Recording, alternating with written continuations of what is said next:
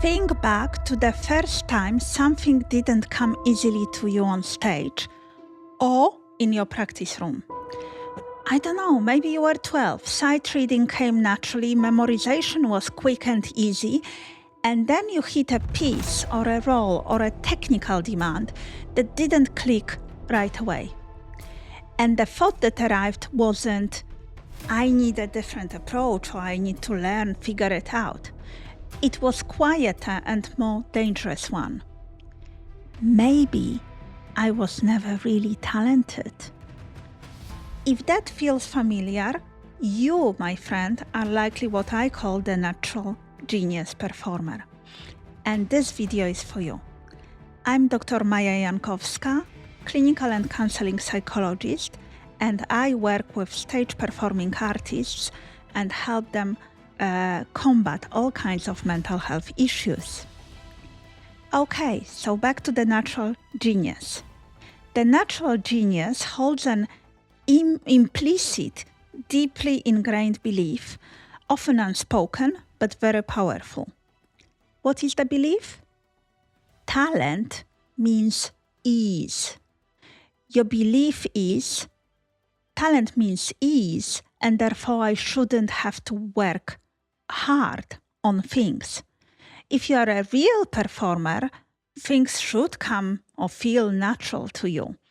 This kind of effortlessness is the proof of your talent.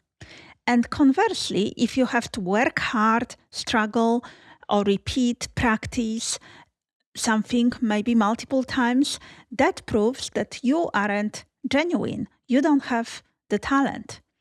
Now, let's look at it. There is nothing wrong with picking things up quickly. Everyone would love that, right? And some people have faster processing in certain domains. The problem isn't the ease. The problem is actually in the meaning that you've attached to the struggle. So in the meaning that you kind of rehearse and repeat in your own mind. In a healthy learning model, effort is natural and neutral. Struggle is actually feedback, it's information. It tells you what needs a different strategy or perhaps more time to practice, to rehearse, to be learned. But in the natural genius pattern, struggle becomes evidence. Evidence that you don't belong, that you've been faking it, that one day everyone will see you actually have to try. And then they will know that perhaps you are not as talented as they thought or you thought. Here is what Clancy's imposter cycle shows up for you, for the natural genius. But it's in a different way to how it was in the expert, which was the pattern we discussed in the video 3. If you missed it, go check that out. A challenging piece or role comes up. Let's imagine that. You feel anxiety and your brain says, if I have to struggle with this, this means I'm not naturally talented. I don't have this ease and flow. So perhaps you avoid. You avoid taking that role. You avoid practicing where anyone can see you. Maybe you avoid asking for help because help would confirm that you don't just know it, that it didn't come to you somehow naturally.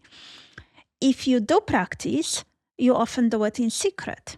Late at night, doors closed, so maybe no one can see the effort that you have to put in. And then the performance comes. Maybe you get through it. Maybe you don't. Who knows? But either way, you've avoided the evidence that would possibly challenge your belief. You've never allowed yourself to struggle and survive it. So the cycle reinforces itself.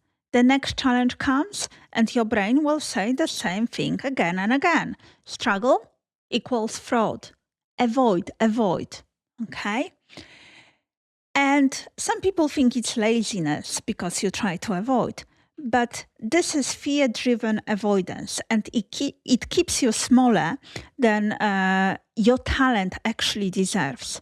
Here is the cost. You stop taking on roles or repertoire where you won't be able to be kind of instantly good. You turn down opportunities that might require visible effort. You mistake this is quite hard for this is not for me. Your growth slows not because you lack ability, but because you've built your entire identity on not being seen to try. So what do? We do not start by saying, just struggle more. I think you would find that this kind of advice from me cruel and useless. We start by slowing down the split-second interpretation your brain makes. Difficulty equals danger to your identity. We introduce a concept I call domain-specific struggle. You can struggle with just one piece, one character, one technical demand, and still be profoundly gifted performer. The struggle is not global. It's not saying something about all of you. And we start to normalize it, to say struggle is normal. Then we break the cleanse cycle with very small experiments. You choose one thing, a small thing, that doesn't come easily to you. And you practice it, just as one small thing, for a defined short amount of time. And crucially, you let someone see you practice it, imperfectly. Maybe a teacher, a colleague, a friend, even just recording yourself and watching it back without turning away. I have to do it from time to time too. And I watch my mistakes here, right? You collect data. Does the world end? Does your talent evaporate? No.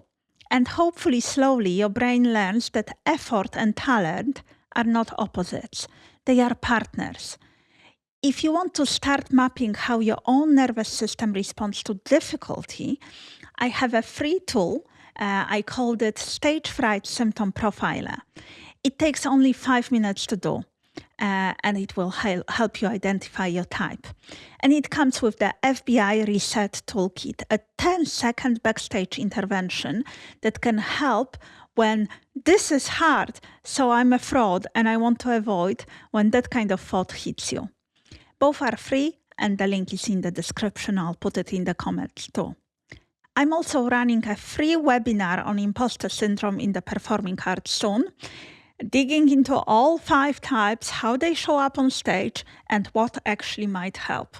I don't have a date set, but if you want to be notified when the registration opens, just send me a DM, email, or just subscribe to my free resources. Once you do, I will email you any news directly. Link to the subscribe in the description. Next video will be for the soloists. The soloist is the performer who believes asking for help proves you aren't talented. If this video resonated with you, let me know in comments. I read every comment and I respond to your questions. Thank you for watching. I'm Dr. Maja Jankowska, and see you next time.